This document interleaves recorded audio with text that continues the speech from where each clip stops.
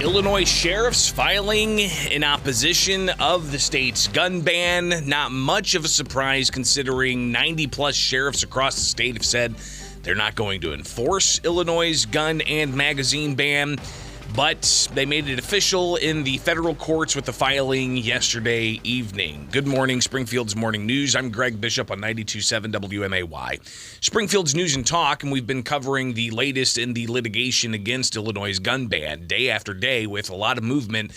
Because since January 10th in the state of Illinois, firearms that are semi-automatic, that take certain types of magazines, 170 plus named firearms, plus if they have any kind of attachments or anything, they are banned in the state of Illinois. You cannot go out and buy them. And starting October 1st through January 1st of 2024, you have to register those firearms that you already have in possession before January 10th. And you have to tell state police that you own one of these banned firearms. So that's been in place since January 10th. Now look at the calendar. It's February 28th, and you have cases in state courts that are pending. You have cases in federal court that are pending. Friday, all four cases in the federal court were consolidated, and yesterday, the Illinois Sheriff's Association filed their opposition to the gun ban. And this after sheriffs came out and said that they're not going to be enforcing the gun ban. They're constitutionally elected officials at a county level. They aren't beholden to the governor or to state police. They're beholden to their local constituents. And a lot of them said that they can't in good conscience support or enforce a law that they see as unconstitutional on its face. So this is obviously an argument we've heard that the sheriffs say that they're not going to enforce this. And now they've filed in the federal court of the Southern District for these four consolidated cases their opposition. So let's go ahead and take a look at that filing, where in federal court they have it broken down. You can see if you follow along with an account that tracks all kinds of federal cases.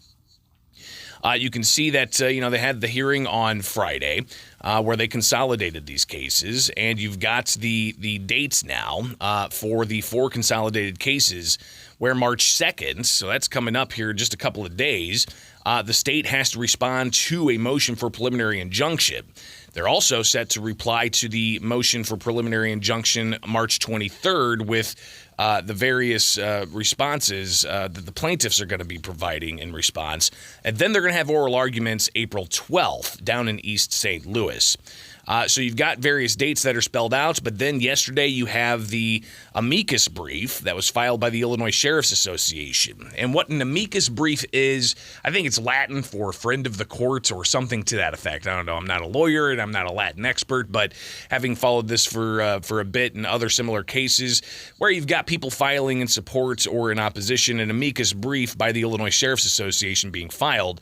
And we go to that brief and we take a look and we see that indeed they're laying out their opposition.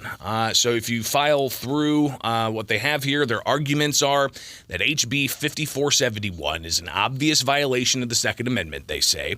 They go further on to explain that striking down HB 5471 avoids enforcement of facially unconstitutional prohibitions regarding firearms. You continue on, and more arguments they make. Infringement of the constitutional rights of law-abiding citizens is not justified by criminal activity. And even further, they conclude, for the reasons, the Illinois State Sheriff's Association respectfully requests the courts grant plaintiffs' motion for preliminary injunction, hold HB 5471 violates the Constitution of the United States, and declare HB 5471 is invalid and unenforceable. So that's what the Illinois sheriffs are filing in federal court. So it's no longer just a news conference here or a Facebook post there or a collection and a mapping of all of the different sheriffs across the state with a patchwork of who's going to enforce and who's not going to enforce. Now, the sheriffs are filing in federal courts that they oppose Illinois' gun and magazine ban, saying that it is unconstitutional. And that's just one update on the challenges against Illinois' gun ban. And we have that hearing that's going to be coming up April 12th in federal court down in St. Louis. And that's going to be interesting because you'll have all of the different types of filings before then, including the filing from the state replying to the motion for preliminary injunction by March 2nd.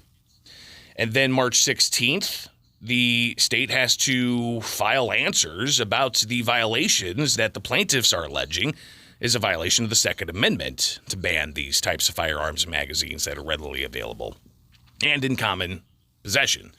But also, you've got the plaintiffs that are going to respond by March 23rd. So there's a lot of things we're going to be unpacking in the weeks ahead as we prepare for that April 12th hearing down in East St. Louis.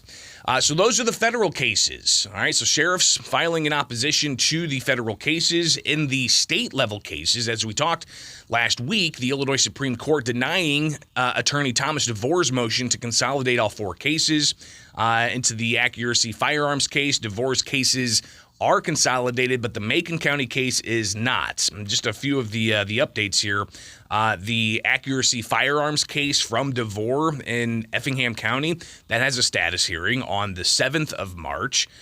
You've also got the other orders in that case dealing with subpoenas. And interesting enough, while the Illinois sheriffs are filing in support of opposing the gun ban in the federal cases, the Illinois sheriffs are filing to quash subpoenas that DeVore has issued in the White County case.